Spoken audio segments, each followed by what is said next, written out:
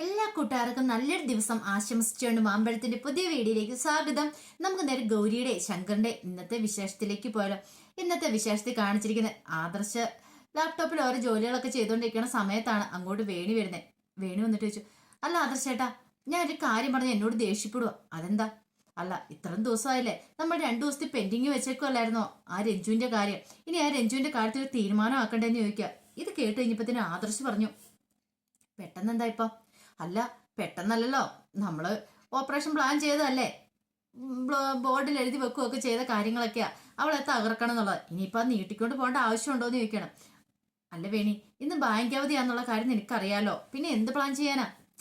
ഇന്ന് ആദർശാനൊന്നും ചെയ്യാൻ പറ്റില്ലായിരിക്കും, പക്ഷെ എനിക്ക് ചെയ്യാൻ പറ്റുമെന്ന് പറയാം. അതെന്ത് പ്ലാനാ?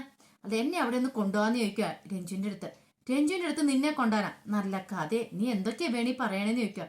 അതെന്താ ആദർശേട്ടാ, ഞാൻ പോയിട്ടുണ്ടെങ്കിൽ ശരിയാവത്തില്ലേ? ഞാനവിടെ ഇപ്പൊ പ്രശ്നങ്ങളൊന്നും ഉണ്ടാക്കില്ല, കാര്യങ്ങളൊക്കെ പറഞ്ഞ് അവളെ മനസ്സിലാക്കാൻ ശ്രമിക്കുള്ളൂ എന്ന് പറയണം.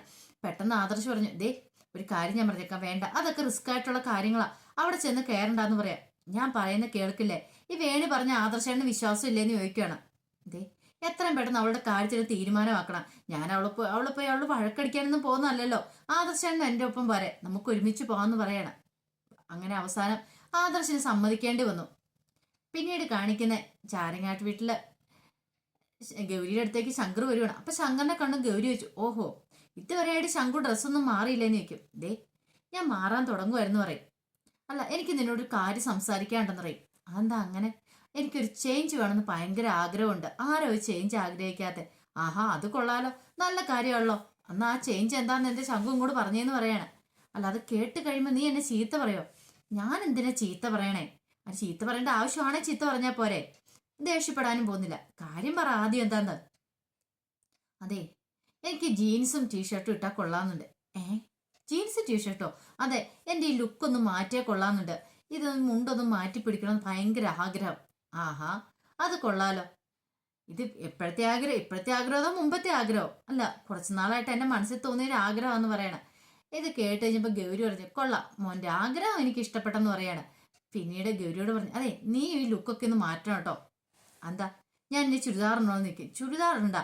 നിന്നെ സാരി കാണാൻ ഞാൻ ഭംഗിയുള്ളത്, പക്ഷെ ഈ ഉടുത്ത സാരി തന്നെ പിന്നെ ഇങ്ങനെ ഉടുക്കണ്ട, നല്ല നല്ല സാരികളൊക്കെ ഉടുക്കണമെന്ന് പറയണം. ഓ, ഈ സീരിയലിനകത്താ കാണുന്ന പോലെ ഓരോ ദിവസം ഓരോ സാരികൾ, അങ്ങനെയല്ലേ ശംഖു ഉദ്ദേശിച്ചത്? അതെ, എത്ര സാരികൾ വേണം ഞാൻ മാറിത്തരാം, നീ ഇച്ചിരി ലുക്കിലൊക്കെ നടക്കണമെന്ന് പറയണം. ഇത് കേട്ട് കഴിഞ്ഞപ്പോഴത്തേനും ഗൗരി അതെ, എനിക്ക് ഈ ലുക്കൊക്കെ മതി. അതുപോലെ തന്നെ എന്റെ ശങ്കറിനും, എന്റെ ശംഖുവിന് ഈ ലുക്ക് മതി. മുണ്ടും ഷർട്ടും എന്റെ ശംഖുവിന് ചേരുന്നേ. ശംഖു ആ മുണ്ടും ഷർട്ടും ഒക്കെ ഇട്ട് മീശ പിരിച്ച് ആ ഒരു നിപ്പുണ്ടല്ലോ, അത്രയും ലുക്ക് ഒരു ജീൻസും ടീഷർട്ടും ഇട്ടാൽ കിട്ടില്ല. അതുകൊണ്ടേ ഈ ലുക്ക് മതി എന്ന് പറയാ. ഇത് കേട്ടായപ്പോഴത്തേനും ഗൗരിയോട് പറഞ്ഞു, എന്നാല് നീ സാരി ഉടുക്കുന്നതിന് എനിക്കും ഇഷ്ടം, പക്ഷെ എന്നാലും എനിക്കൊരു ഒരു ചേഞ്ചും ഇല്ല, ഈ ലുക്ക് മതി എന്ന് പറയാ.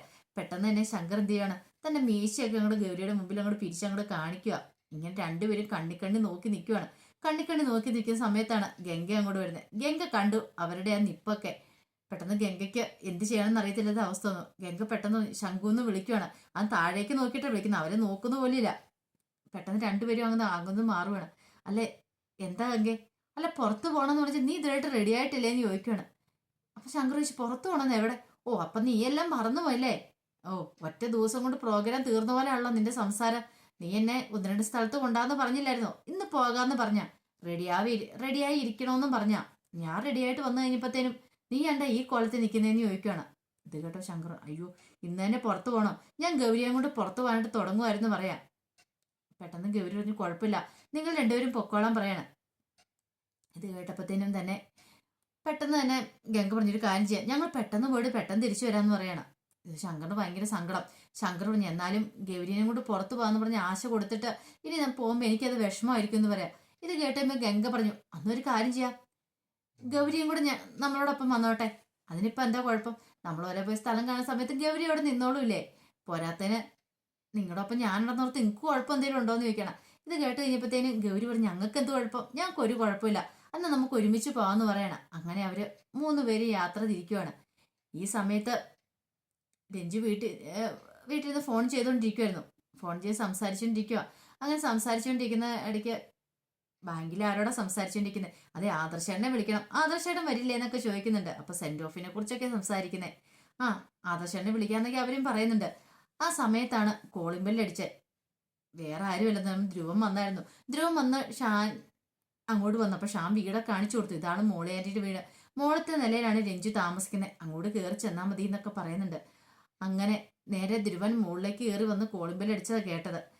ഈ സമയത്ത് രഞ്ജു ഓർത്ത് എന്താ, ഓ ചിലപ്പം ആന്റി ആയിരിക്കും താഴത്തെ, തന്നെ കാണാൻ വന്നായിരിക്കും മോളി ആന്റി, എന്തായാലും കാര്യം ചോദിക്കാമെന്ന് ഓർത്തോണ്ട് ഫോൺ വെച്ചിട്ട് കഥ അങ്ങോട്ട് പോയി തുറക്കുവാണ്. കഥ തുറക്കുമ്പോഴത്തേനും ധ്രുവൻ തിരിഞ്ഞാ നിൽക്കുന്നേ.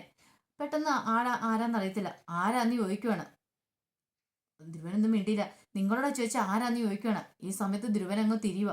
ധ്രുവനെ കണ്ടോ അന്തം വിട്ട് ഒന്ന് രണ്ട് നിമിഷം ശിവരഞ്ജിനെ അങ്ങ് നോക്കിയിരുന്നു. പെട്ടെന്ന് ബോധോദയം ഉണ്ടാകാതെ പ്രേതം പ്രേതം എന്ന് പറയുക. ഇതിങ്ങോട്ട് അലറി വിളിക്കാൻ തുടങ്ങിയ ധ്രുവൻ എന്ത് ചെയ്ത് ആ വായ അങ്ങോട്ട് പോയി പൊത്തുവാണ്. അതോടുകൂടി രഞ്ജുവിന്റെ ബോധം അങ്ങോട്ട് പോയി. ബോധം കിട്ടുപോയി രഞ്ജുവിനെ അങ്ങോട്ട് അകത്തേക്ക് പോവാണ് ധ്രുവന്. ധ്രുവൻ ചെന്നിട്ട് വിളിക്കുന്നുണ്ട്, രഞ്ജു രഞ്ജു എന്നൊക്കെ വിളിക്കുന്നുണ്ട്. പക്ഷെ ബോധം വന്നില്ല. ആ കസേരയിലേക്ക് കൊണ്ട് കിടത്തുവാണ്. എന്ത് ചെയ്യണം എന്നറിയത്തില്ലായിരുന്നു ധ്രുവന്. ഈ സമയത്താണെങ്കിൽ ഗംഗയും ഗൗരിയും ശങ്കറും കൂടെ വണ്ടി നിർത്തിയിട്ട് ഒരു സ്ഥലത്ത് നിൽക്കുകയാണ്. ഈ സമയത്ത് ഗംഗ പറഞ്ഞു, അതെ എനിക്കാണെങ്കിൽ ഇവിടുത്തെ ഭയങ്കര ഇഷ്ടം വെള്ളയപ്പം നമ്മുടെ പാലട പ്രഥമനും ഇല്ലേ, അതും കൂടെ നല്ല പൊളി കോമ്പിനേഷനാണെന്ന് പറയാം. അത് കഴിച്ചാൽ കൊള്ളന്ന് ഭയങ്കര മോഹം ഉണ്ടെന്ന് പറയാം. ഇത് കേട്ട് ഗൗരി പറഞ്ഞു, ഓ അത് അങ്ങനെ ഒരു കോമ്പിനേഷൻ ഉണ്ടോന്ന് ചോദിക്കും. അല്ല ഗൗരി കഴിച്ചിട്ടില്ലേ? ഞാൻ കഴിച്ചിട്ടില്ല എന്ന് പറയും. ശങ്കർ പറഞ്ഞു, അത് തൃശ്ശൂരിലെ ഒരു കോമ്പായ, അത് കഴിച്ച് നോക്കണം എൻ്റെ ഗൗരി. നീ ഒരു തവണ കഴിച്ചിട്ടുണ്ടെങ്കിൽ പിന്നെ നിനക്ക് കഴിക്കണമെന്ന് നീ പറയുമെന്ന് പറയാണ്. അല്ല അത് ഇവിടെ എവിടെയെങ്കിലും കിട്ടുമോന്ന് ചോദിക്കണം. കിട്ടുമോന്നോ, നമ്മൾ വെള്ളയപ്പക്കട അടുത്തല്ലേ നിൽക്കുന്നേ, നമുക്ക് പോയി വാങ്ങിക്കാം. ഒരു കാര്യം ചെയ്ത് നിങ്ങൾ രണ്ടുപേരും ഇവിടെ നിൽക്കുക, ഞാൻ പോയി വാങ്ങിച്ചിട്ട് വരാമെന്ന് പറഞ്ഞിട്ട് ശങ്കർ അങ്ങോട്ട് പോവാണ്. ശങ്കർ പോയി അങ്ങനെ വെള്ളയപ്പം ഇതും വാങ്ങിക്കാൻ തുടങ്ങുവാണ്. ഈ സമയത്ത് ഗൗരിയോട് ചോദിച്ചു, അല്ല ഗൗരി നീ എന്തിനാ ഇത്രമാത്രം സ്നേഹിക്കുന്ന ശങ്കറിനെ, നീ എന്തുകൊണ്ട് അവനെ ഇത്ര സ്നേഹിക്കണേന്ന് ചോദിക്കുവാണ് ഗംഗ. ഇത് കേട്ട് കഴിയുമ്പോഴത്തേനും തന്നെ ഗൗരി പറഞ്ഞു, അതെനിക്ക് ശങ്കറിനെ ഇഷ്ടമായതുകൊണ്ട്. ഒരാളെ ഇഷ്ടപ്പെടാനായിട്ട് പ്രത്യേകിച്ച് കാരണങ്ങളൊന്നും വേണ്ടല്ലോ, വെറുക്കാനല്ലേ നമുക്ക് കാരണം വേണ്ടേന്ന് ചോദിക്കുക. എന്നാലും നിനക്ക് ഇത്രയധികം വിദ്യാഭ്യാസം ഒക്കെ ഉള്ളതല്ലേ, പിന്നെ ഈ ഒട്ടും വിദ്യാഭ്യാസമല്ലേ ഇവനെപ്പോലെ ഒരുത്തനെ നീ കല്യാണം കഴിക്കണമെങ്കിൽ അതിന് കാരണം എന്താന്ന് ചോദിക്കും. അതോ വിദ്യാഭ്യാസം എന്ന് പറഞ്ഞിട്ട് കാര്യമില്ല, കുറെ വിദ്യാഭ്യാസം ഉണ്ടായിട്ട് കാര്യമില്ല. നമുക്ക് മറ്റുള്ളവരോടുള്ള സ്നേഹം അതോടൊപ്പം തന്നെ നമ്മുടെ നന്മയും മനസ്സിന്റെ നന്മ അതൊക്കെയാണ് പ്രധാനം. വിദ്യാഭ്യാസം ഉണ്ടെങ്കിൽ ഇതൊക്കെ ഉണ്ടാവണം എന്നൊരു നിർബന്ധമില്ലെന്ന് പറയാണ്. പിന്നീട് പറഞ്ഞു, അല്ല എന്നാലും എനിക്കതും കൂടെ വിശ്വസിക്കാൻ പറ്റുന്നില്ലെന്ന് പറയാണ്. പിന്നെ ഗൗരി പറഞ്ഞു, എന്റെ ശങ്കുവിനെ എനിക്ക് തന്നാരാന്നറിയോ, വടക്കുന്നാഥനാ. അതുകൊണ്ട് ഞങ്ങൾ തമ്മിൽ അതുകൊണ്ടായിരിക്കും ഇത്രമാത്രം ഇഷ്ടം. ആദ്യമൊന്നും എനിക്ക് ഇഷ്ടമില്ലായിരുന്നു, പിന്നീടാണ് ഞാൻ ശങ്കുവിനെ പ്രണയിക്കാൻ തുടങ്ങിയത്. അപ്പൊ 2-3 വട്ടം എന്റെ ശങ്കു എന്ന് എടുത്തെടുത്ത് പറഞ്ഞു കഴിയുമ്പോഴത്തേനും പെട്ടെന്ന് തന്നെ ഗംഗ ചോദിച്ചു, ഇതെന്താ എപ്പോ എന്ത് പറഞ്ഞാലും എന്റെ ശങ്കു എന്ന് പറയുന്നത്, എന്റെയാന്ന് അറിയാലോ, പിന്നെ എന്തിനാ അങ്ങനെ പറയണേന്ന് ചോദിക്കുകയാണ്. അല്ല എന്റെയാന്ന് അറിയാം, പക്ഷെ എന്നാലും എന്റെയാന്ന് ഞാൻ തന്നെ പറയുമ്പോൾ എനിക്ക് മനസ്സിന് വല്ലാത്തൊരു സുഖമുണ്ട്. അങ്ങനെ സംസാരിക്കുമായിരുന്നു. ഈ സമയത്താണ് ശങ്കർ വെള്ളയപ്പം വാങ്ങിച്ചുകൊണ്ട് അങ്ങോട്ട് വന്നേ. ഇതേ 3 പേർക്കുള്ള വാങ്ങിച്ചിട്ടുണ്ട്, കഴിച്ചാലെന്ന് പറഞ്ഞിട്ട് വണ്ടിയുടെ ബോണ്ടയിലേക്ക് അങ്ങോട്ട് വെച്ചിട്ട് ശങ്കർ പൊതി അങ്ങോട്ട് അഴിക്കുവാണ്. ഗംഗയ്ക്കും കൊടുത്തു, വേണിക്കും കൊടുത്തു. അല്ല വേണിക്കല്ല സോറി, ഗംഗയ്ക്കും കൊടുത്തു, ഗൗരിക്കും കൊടുത്തു. അങ്ങനെ ആദ്യം ഗൗരിയോട് കഴിക്കാൻ പറയണം. ഗൗരി എന്ത് ചെയ്യുവാണ്, ആ പാലട പ്രഥമനകത്ത് മുക്കിയിട്ടിച്ച് വെള്ളയപ്പം കഴിച്ചു നോക്കുവാണ്. ശങ്കർ ചോദിച്ചു, എങ്ങനെയുണ്ട്? വലിയ ടേസ്റ്റ് കുഴപ്പമൊന്നുമില്ല, പക്ഷെ എനിക്ക് ഇതിനേക്കാളും ഇഷ്ടം ബോളിയും പായസം എന്ന് പറയാണ്. ഇത് കേട്ട് കഴിഞ്ഞപ്പോൾ ശങ്കർ പറഞ്ഞു, നിനക്ക് ഇതിന്റെ ടേസ്റ്റ് അറിയത്തില്ലാഞ്ഞിട്ടാ, നീ എന്ത് കഴിച്ച് ടേസ്റ്റ് പിടിച്ചു കഴിഞ്ഞാൽ പിന്നെയും പറയും ഇത് തന്നെ വേണമെന്ന് പറയും. പെട്ടെന്ന് ഗംഗ എന്ത് ചെയ്യുവാണ്, കുറച്ച് വെള്ളയപ്പം പാലടയ്ക്കകത്ത് മുക്കി ശങ്കറിന്റെ വായിലേക്ക് വെച്ച് കൊടുക്കുവാണ്. ശങ്കർ തിരിച്ചും കൊടുത്തു. ഈ കാഴ്ച കണ്ടും ഗൗരി എന്ത് ചെയ്യാണ്, ഗൗരി രണ്ടുപേരെയും നോക്കിയിട്ട് പെട്ടെന്ന് പുറംതിരിഞ്ഞു വരുവാണ്. പെട്ടെന്ന് അവർ രണ്ടുപേരും ഓർത്ത് ഈ കാഴ്ച ഇഷ്ടപ്പെടാഞ്ഞിട്ട് ഗൗരി പുറംതിരിഞ്ഞ് പോയതായിരിക്കുമെന്ന്. ശങ്കർ ചോദിച്ചു, എന്ത് പറ്റി ഗൗരി, നീ ആരെയാ നോക്കുന്നേ, എന്താന്ന് ചോദിക്കുവാണ്. അല്ല ഞാനൊരു പരിചയമുള്ള മുഖം ഇവിടെ കണ്ട പോലെ തോന്നിയെന്ന് പറഞ്ഞു. പരിചയമുള്ള മുഖമോ? ഏത്? അതെനിക്ക് പറയാൻ പറ്റുന്നില്ല. ഓ നീ വേറെ എന്തെങ്കിലും കണ്ടു കാണുമായിരിക്കും എന്ന് പറയാണ്.